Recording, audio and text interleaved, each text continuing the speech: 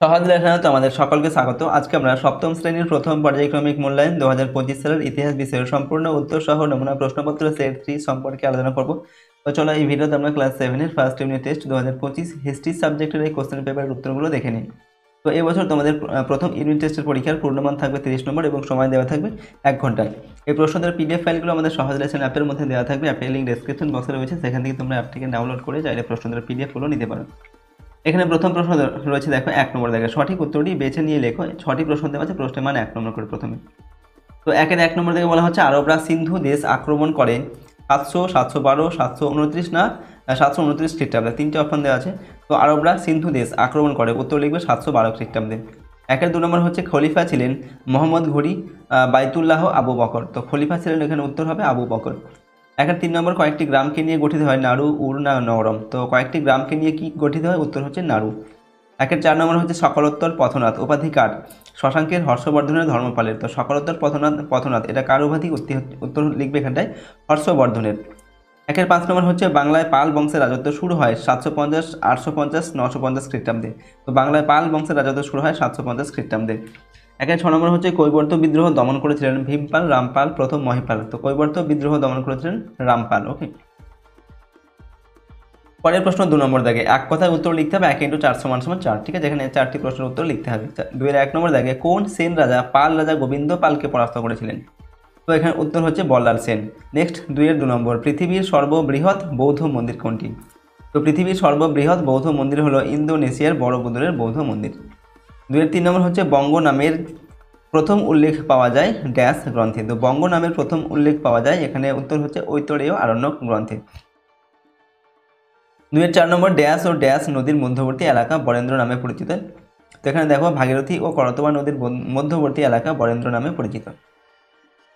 এরপরের প্রশ্ন হচ্ছে 3 নম্বর দেখে যে কোনো 2টি প্রশ্নের উত্তর দাও। প্রশ্নের মান হচ্ছে 2 নম্বর করে, 2 2 4 নম্বর এখানে। তো প্রথম প্রশ্ন 3-1 প্রাচীন বাংলার প্রধান 2টি অঞ্চলের নাম লেখো।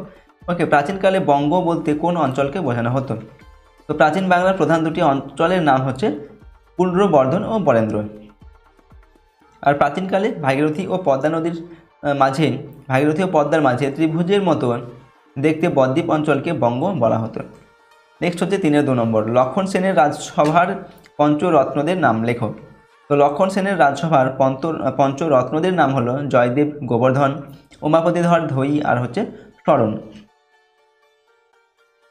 3 নম্বর ত্রিশক্তি দ্বন্দ্ব কাদের মধ্যে হয়েছিল? তো উত্তর ভারতের কনৌজ দখলকে কেন্দ্র করে 8ম, 9ম শতকে পাল, গুর্জর প্রতিহার এবং রাষ্ট্রকূট বংশের মধ্যে এক দীর্ঘ লড়াই সংঘটিত হয়। এই লড়াই ত্রিশক্তি সংগ্রাম নামে খ্যাত। ঠিক আছে। 4 নম্বর সেন আমলের বিখ্যাত কবিদের নাম লেখো। তো সেন আমলের সবচেয়ে বিখ্যাত কবি হলেন জয়দেব। এছাড়াও ধৈ, গোবর্ধন, উমাপতিধর এবং শরণ ছিলেন সেন আমলের বিখ্যাত কবি। নেক্সট প্রশ্ন 4 নম্বর দেখে যে কোনো 2টি প্রশ্নের উত্তর লিখতে হবে এখান থেকে। ঠিক আছে, প্রশ্নের মান হচ্ছে এখানে 3 নম্বর করে, 3 2 6 নম্বর। কারণ 1 প্রশ্ন হচ্ছে শশাঙ্ককে কেন বৌদ্ধ ধর্ম বিদ্বেষী বলা হয়? তো শশাঙ্কের বিরুদ্ধে অভিযোগ করা হয় যে তিনি বৌদ্ধ ভিক্ষুকদের হত্যা করেছিলেন এবং বৌদ্ধদের পবিত্র ধর্মীয় স্মারক ধ্বংস করেছিলেন। এই কারণেই আর্য মঞ্জুষী, মূলকল্প, হর্ষচরিত ইত্যাদি গ্রন্থে তাকে বৌদ্ধ ধর্ম বিদ্বেষী হিসেবে আলোচনা করা হয়েছে। ওকে, এটা সমালোচনা করা হয়েছে। ঠিক আছে, বৌদ্ধ ধর্ম বিদ্বেষী হিসাবে সমালোচনা করা হয়েছে। এবার দেখো 4-2 নম্বর টিকা লেখো মাৎস্যন্যায়। তো মাৎস্যন্যায় সম্পর্কে আমাদের লিখতে হবে 637 খ্রিস্টাব্দে শশাঙ্কের মৃত্যুর পর বাংলার রাজনীতিতে চরম অরাজকতা, অনৈক্য ও বিশৃঙ্খলা দেখা দেয়। পুকুরের বড় মাছ যেমন ছোট মাছ খেয়ে ফেলে, তেমনি সেই সময় শক্তিশালী লোক দুর্বল লোকের উপর অত্যাচার চালায়। বাংলার ইতিহাসে এই বিশৃঙ্খল সময়কে মাৎস্যন্যায় বলা হয়।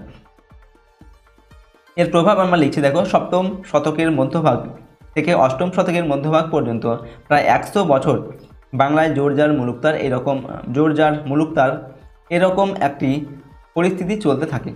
এই যুগে প্রত্যেক ক্ষত্রিয়, ব্রাহ্মণ, বণিক ও সম্ভ্রান্ত লোক ইচ্ছা অনুযায়ী তাদের নিজের এলাকা শাসন করত। ফলে বাংলায় কোনো কেন্দ্রীয় রাজশক্তি বা শাসক ছিল না। এর পরিণতি কী হয়েছিল? বছরের পর বছর এই অবস্থা চলার পর বাংলার প্রভাবশালী ব্যক্তিদের সভায় প্রকৃতিপুঞ্জ আনুমানিক 750 খ্রিস্টাব্দে গোপাল নামে একজনকে রাজা নির্বাচিত করে মাৎস্যন্যায়ের অবসান ঘটায়। গোপালের সিংহাসন লাভের মধ্য দিয়েই বাংলায় পাল বংশের রাজত্বের শুরু হয়। তাহলে 3 নম্বর হচ্ছে জনসাধারণের বা জনসমর্থনের নিরিখে বাংলার পাল ও সেন শাসনের তুলনা করো। তো আমরা উত্তরটা লিখছি, দেখো একটা টেবিলের মধ্যে, এটা হচ্ছে পাল শাসন বা পাল আমল, এটা হচ্ছে সেন আমল। তো প্রথম হচ্ছে 400 বছরেরও বেশি স্থায়ী হয়েছিল পাল আমল, আর সেন আমল কি হয়েছিল 100 বছরের কিছু বেশি সময় ধরে এটা টিকেছিল। 2 নম্বর হচ্ছে জনগণের সমর্থনে গোপাল ক্ষমতাসীন হয়, আর জনগণের সমর্থনে বিজয় সেন ক্ষমতাসীন হয়, ঠিক আছে, ক্ষমতায় আসেন। এরপর হচ্ছে সমাজে পাল রাজারা নিজেদের গ্রহণযোগ্য করে তোলেন, আর সেন রাজারা সমাজে তেমন গ্রহণযোগ্য ছিলেন না। তাহলে 4 নম্বর টিকা লিখতে হবে শশাঙ্ক সম্পর্কে। তো উত্তর লিখবে শশাঙ্ক গুপ্ত সম্রাট মহা সেনগুপ্তের অধীনে একজন সামন্ত ছিলেন।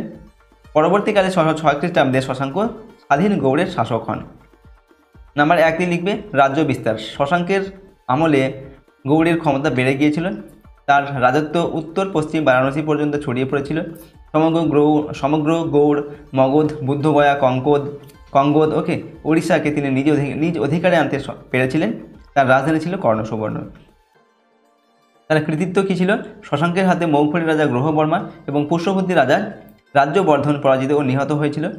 পরবর্তী থানেশ্বরের শাসক হর্ষবর্ধন শশাঙ্ককে উচিত শিক্ষা দিতে কামরূপের রাজা ভাস্কর বর্মার সঙ্গে মিত্রতা স্থাপন করলেও শশাঙ্ককে পর্যদস্ত করা তার পক্ষে সম্ভব হয়নি।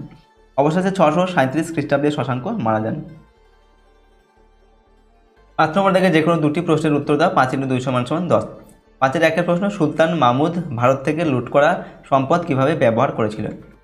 তো খ্রিস্টীয় 11 শতকে গজনীর সুলতান মাহমুদ আনুমানিক 1000 খ্রিস্টাব্দ থেকে 1027 খ্রিস্টাব্দ পর্যন্ত প্রায় 17 বার ভারত আক্রমণ করেন। মাহমুদের ভারত অভিযানের উদ্দেশ্য ভারতের মন্দিরগুলি থেকে ধনসম্পদ লুণ্ঠন করে নিজ সাম্রাজ্যের উন্নতিকল্পে ব্যয় করাই ছিল তার প্রধান উদ্দেশ্য। নেক্সট হচ্ছে লিখছি আমরা লুণ্ঠিত ধনসম্পদের ব্যবহার। ভারত থেকে লুণ্ঠিত ধনসম্পদে মাহমুদ 1 নম্বর হচ্ছে তার রাজধানী গজনী এবং অন্যান্য শহরকে সুন্দর করে সাজিয়ে তুলেছিলেন। নেক্সট হচ্ছে নাম্বার বি, গজনীতে প্রাসাদ, মসজিদ, গ্রন্থাগার, বাগিচা, জলাধার, খাল এবং আমু নদীর ওপর বাঁধ নির্মাণ করেছিলেন। নাম্বার সি হচ্ছে গজনীতে একটি বিশ্ববিদ্যালয় তৈরি করে সেখানে ছাত্রদের বৃত্তি এবং শিক্ষকদের বেতনের ব্যবস্থা করেছিলেন। পরের প্রশ্ন 5-এর 2 নম্বর দাগে, পাল ও সেন যুগে বাংলার সাধারণ মানুষের জীবনযাপনের ধরন কেমন ছিল বলে তোমার মনে হয়? আমরা উত্তর লিখছি, পাল ও সেন যুগে বাংলার সাধারণ মানুষের জীবনযাপন। পাল ও সেন আমলে বাংলার সাধারণ মানুষের জীবন ছিল মোটামুটি সচ্ছল, তবে ভূমিহীন ব্যক্তি ও শ্রমিকের অবস্থা ভালো ছিল না। সমসাময়িক সাহিত্যে গরিব মানুষের জীবনের ছায়া পড়েছে। সমসাময়িক কবিদের রচনায় খিদেই কাতর শিশু, গরিব লোকের ভাঙা কলসি, ছেঁড়া কাপড় প্রভৃতির উল্লেখ পাওয়া যায়। চর্যাপদের একটি কবিতা আছে, হাঁড়িতে ভাত নেই নিত্য উপবাস। এটাই চরম দারিদ্র্যের নিদর্শন। এখন নেক্সট আমরা লিখছি, পাল সেন আমলে গ্রামের সম্পন্ন কৃষকের জীবনযাত্রার ছবি ফুটে উঠেছে এমন একটি রচনায় লেখা হয়েছে, বর্ষার জল পেয়ে চমৎকার ধান গজিয়েছে, গরুগুলো ঘরে ফিরে এসেছে, খেতে ভালো আখ হয়েছে, আর কোনো ভাবনা নেই। পাল আমলের তুলনায় সেন আমলে বর্ণ ব্যবস্থা কঠোর ও অনমনীয় হয়ে পড়েছিল। এই সময় ব্রাহ্মণরাই সমাজপতি হিসাবে সুবিধা ভোগ করত, অব্রাহ্মণরা ব্রাহ্মণদের কাজগুলি করতে পারত। পাল সেন আমলে পোড়ামাটির শিল্প সামগ্রীতে সাধারণ মানুষের দৈনন্দিন জীবনের সুখ দুঃখ, সমাজ জীবন ও ধর্মবিশ্বাস ইত্যাদি ফুটে উঠেছে। প্রাচীন কাব্য থেকে জানা যায়, গরিব লোকের খাদ্য তালিকায় থাকতো নানা ধরনের শাকসবজি। সেই সময় বেগুন, লাউ, কুমড়ো, ঝিঙে, কাঁকরোল, ডুমুর, কচু প্রভৃতি শাকসবজি এবং কই, পুঁটি, মৌরালা, শোল, ইলিশ ইত্যাদি মাছ খাওয়ার অভ্যাস ছিল। এছাড়া আখের গুড় ও দুধ ছিল বাঙালির প্রিয় খাদ্যবস্তু। 5-এর 3 নম্বর হচ্ছে বিক্রমশীল মহাবিহারের পরিচয় দাও। তো পাল রাজ ধর্মপাল 770 থেকে 810 খ্রিস্টাব্দ পর্যন্ত মগধে, যেটা হচ্ছে বিহারের ভগলপুর জেলা, সেখানে তিনি বিক্রমশীল মহাবিহার প্রতিষ্ঠা করেন। প্রথমে আমরা পয়েন্ট করছি শিক্ষা পরিকাঠামো। বিক্রমশীল মহাবিহার ছিল নালন্দার মতো একটি বিদ্যাচর্চার উল্লেখযোগ্য কেন্দ্র। এই বিশ্ববিদ্যালয়ের ছাত্র সংখ্যা ছিল প্রায় 3000। এই মহাবিহারে ব্যাকরণ, তর্কশাস্ত্র, দর্শন ইত্যাদি পড়ানো হতো এবং ভর্তির জন্য ছাত্রদের প্রবেশিকা পরীক্ষা দিতে হতো। শিক্ষা শেষ হলে ছাত্রদের উপাধি দেওয়া হতো। নেক্সট হচ্ছে আমরা লিখছি অধ্যাপক বৃন্দ। বিক্রমশীল মহাবিহারে বৌদ্ধ ধর্ম চর্চা ও শিক্ষার জন্য 100-রও বেশি আচার্য ছিলেন। তাদের মধ্যে উল্লেখযোগ্য ছিলেন শান্তিপদ, কল্যাণরক্ষিত, শ্রীধর, অভয়াকর, গুপ্ত, অভয়াকর গুপ্ত প্রমুখ। দীপঙ্কর শ্রীজ্ঞান অর্থাৎ অতীশ দীপঙ্কর ছিলেন বিক্রমশীল মহাবিহারের অধ্যক্ষ। নেক্সট হচ্ছে মহাবিহারের ধ্বংস সাধন। মহাবিহারের ধর্মপালের সময় থেকে পরবর্তী প্রায় 500 বছর বিক্রমশীল মহাবিহার শিক্ষা চর্চার অন্যতম কেন্দ্র ছিল। লক্ষণ সেনের রাজত্বের শেষ দিকে বখতিয়ার খলজির নেতৃত্বে তুর্কিরা বাংলা আক্রমণ করে বিক্রমশীল মহাবিহার ধ্বংস করেন। ওকে, তো দেখো এই ছিল তোমাদের ক্লাস 7-এর ফার্স্ট ইউনিট টেস্ট 2025 হিস্ট্রি সাবজেক্টের একটি মডেল কোশ্চেন পেপারের সম্পূর্ণ উত্তর আমরা এখানে আলোচনা করলাম। প্রশ্নোত্তরগুলো অবশ্যই তোমরা মুখস্থ করবে এবং প্র্যাকটিস করবে। এগুলো আমাদের প্রথম ইউনিট টেস্টের জন্য কিন্তু অত্যন্ত গুরুত্বপূর্ণ প্রশ্নোত্তর।